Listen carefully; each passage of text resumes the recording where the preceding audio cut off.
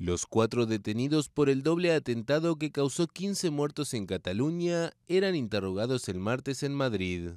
Son los únicos sobrevivientes de la célula yihadista de 12 integrantes que la policía señala como responsable de los ataques en Barcelona y Cambrils entre jueves y viernes pasado.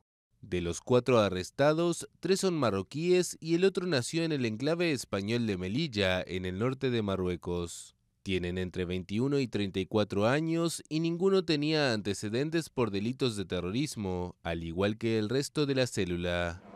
Entre los 8 fallecidos, 6 fueron abatidos por la policía y otros 2 murieron tras una explosión en una vivienda mientras fabricaban explosivos para perpetrar mayores atentados. Según el titular de Interior de Cataluña, esta explosión generó una reacción a la desesperada del grupo, que al quedarse sin explosivos se decantó por ataques más rudimentarios.